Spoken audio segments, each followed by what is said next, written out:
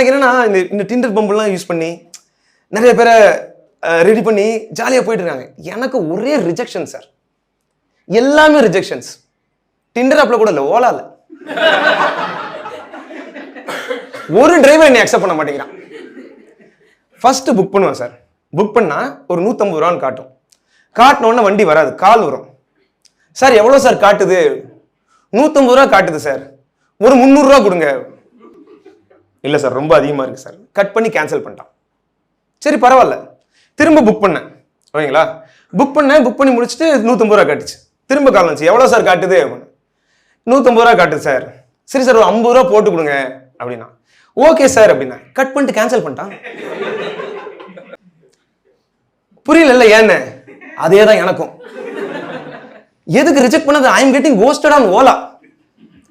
சரி அது வேண்டாம் ஊபர் ட்ரிப்னா அவனும் கேன்சல் பண்றான். எனக்கு ரீபவுண்ட் ரிலேஷன்ஷிப் கூட கிடைக்க மாட்டேங்குது. அன்னைக்கு ராத்திரி ஃபுல்லா கேபே கிடைக்காம பஸ் ஸ்டாண்ட் நின்று இருந்தேன் sir. That is my one night stand. அது என்ன கொடுக்கும் சார், பொண்ணு ரிஜெக்ட் பண்ணா கூட மூவ் ஆன் ஆகிறது தான் கஷ்டம். கேப் கார் ரிஜெக்ட் பண்ணா மூவ் ஆகிறதே கஷ்டம்.